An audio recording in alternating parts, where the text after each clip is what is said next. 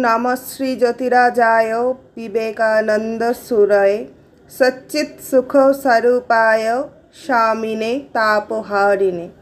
এই পত্রটি প্রমোদাবাবুকে লিখিত, বাগবাজার কলিকাতা হইতে ৪ঠা জুলাই 1889। ঈশ্বর জয়তী।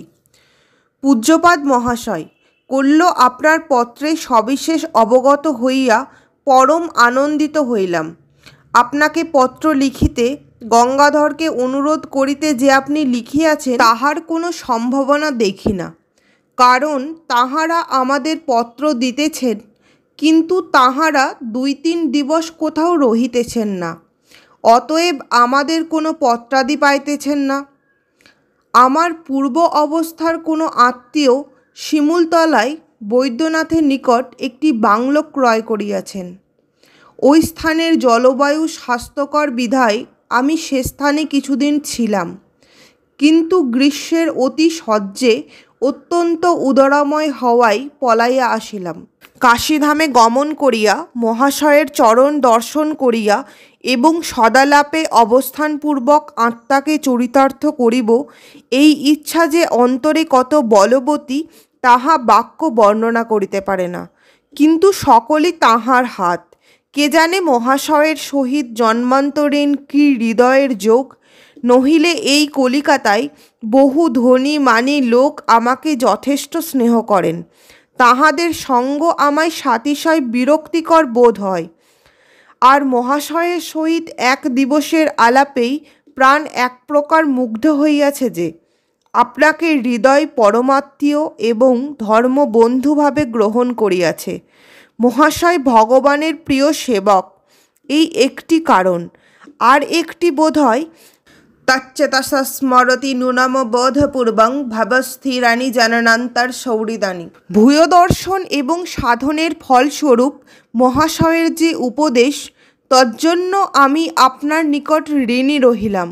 নানা প্রকার অভিনব মত মস্তিষ্কে ধারণ জন্য যে সময়ে সময়ে ভুগিতে হয়, ইহা অতি যথার্থ এবং অনেক সময়ে দেখিয়াছি, কিন্তু এবার অন্য প্রকার রোগ।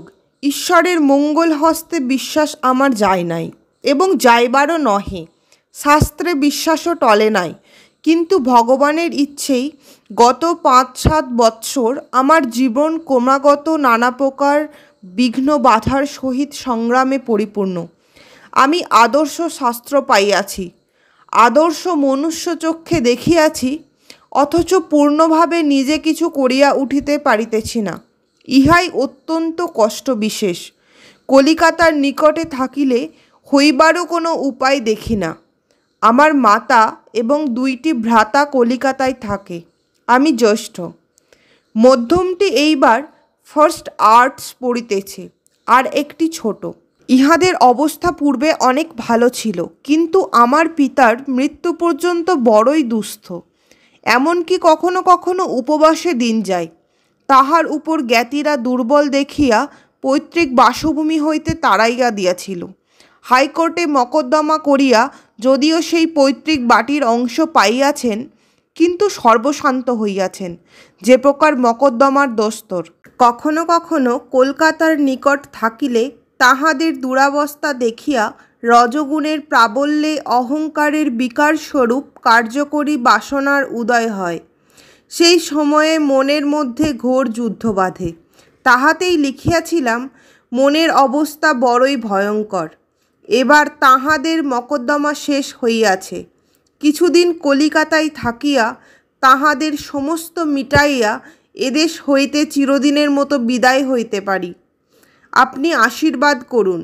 আপুরিয়া মানমাচলা প্রতিষ্ঠাং সমুদ্রমাপহ। আশীর্বাদ করুন যেন আমার হৃদয় মহা ঐশবলে বলীয়ান হয় এবং সকল প্রকার মায়া আমা হইতে দূরপরাহত হইয়া যায়। For we have taken up the cross, thou hast laid it upon us, and grant us strength that we bear it unto death. Am an imitation of Christ. আমি এক্ষণে কলিকাতায় আছি। আমার ঠিকানা বলরাম বসুর বাটি, ৫৭ নম্বর রামকান্ত বসু স্ট্রিট, বাগবাজার, কলিকাতা। দাস নরেন্দ্র।